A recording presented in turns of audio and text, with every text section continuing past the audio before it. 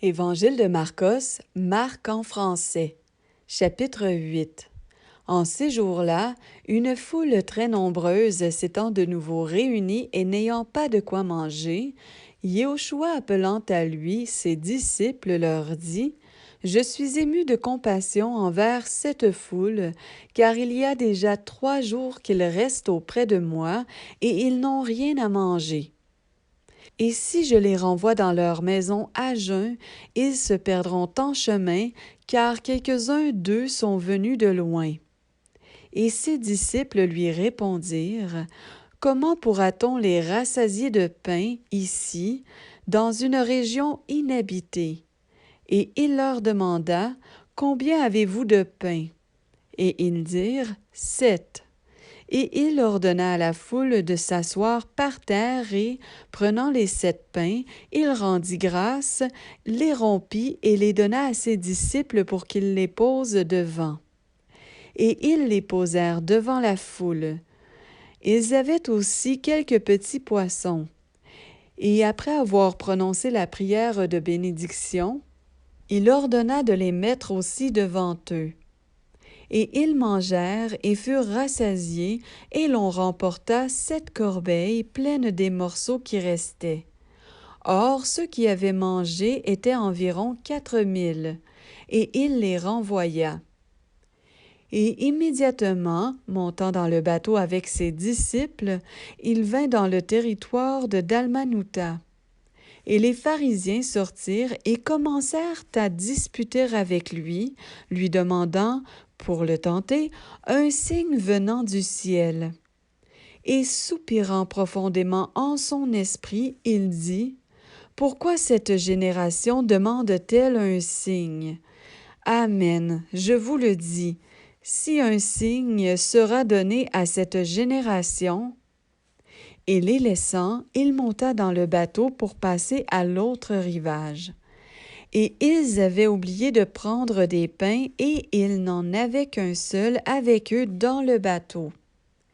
Et il leur donna cet ordre en disant: « Voyez, gardez-vous du levain des pharisiens et du levain d'Hérode. » Et ils raisonnaient entre eux, disant: « C'est parce que nous n'avons pas de pain. » Et Yéhoshua, le sachant, leur dit: « Pourquoi raisonnez-vous sur ce que vous n'avez pas de pain? N'entendez-vous pas encore et ne comprenez-vous pas? Avez-vous encore votre cœur endurci? Ayant des yeux, ne voyez-vous pas? Et ayant des oreilles, n'entendez-vous pas? Et ne vous souvenez-vous pas? Quand j'ai rompu les 5 pains pour les 5000, combien de paniers pleins de morceaux avez-vous emporté? » Ils lui dirent: 12. Et quand j'ai rompu les 7 pains pour les 4000, combien de corbeilles pleines de morceaux avez-vous emporté? Et ils dirent: 7. Et il leur dit: Comment ne comprenez-vous pas? Et il vient à Bethsaïda. Et on lui amène un aveugle et on le supplie pour qu'il le touche. Et prenant la main de l'aveugle, et le conduisit hors du village.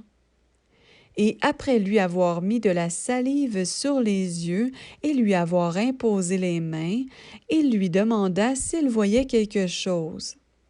Ayant regardé, il dit: « Je vois les gens comme des arbres et ils marchent. » Alors il lui imposa de nouveau les mains sur les yeux et le fit regarder.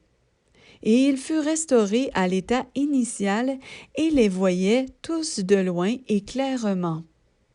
Et il le renvoya dans sa maison en disant: « N'entre pas dans le village et ne le dis à personne dans le village. » Et Yéhoshua s'en alla avec ses disciples dans les villages de Césarée de Philippos, et sur le chemin, il interrogea ses disciples en leur disant: « Qui dit-on que je suis? » Et ils répondirent: « Johanan le Baptiste, les autres Élia, et les autres l'un des prophètes. » Et il leur dit: « Mais vous, qui dites-vous que je suis? » Pétros répondant lui dit: « Tu es le Machia. » et il les réprimanda d'une manière tranchante, afin qu'ils ne parlent de lui à personne.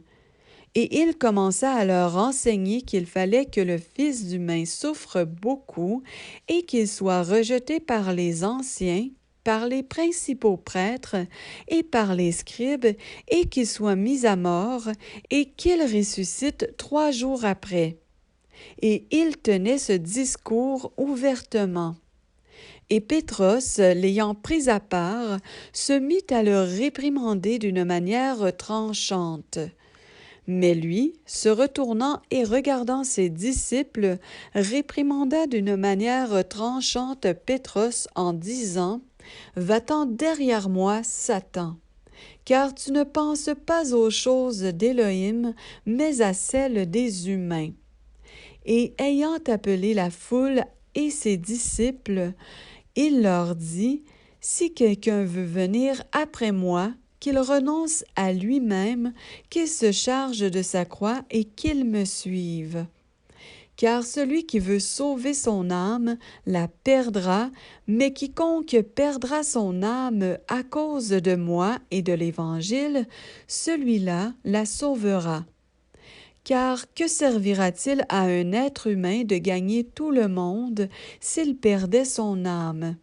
Ou que donnera l'être humain en échange de son âme? Car celui qui aura eu honte de moi et de mes paroles dans cette génération adultère et pécheresse, le Fils d'humain aura aussi honte de lui quand il viendra environné de la gloire de son Père avec les saints anges.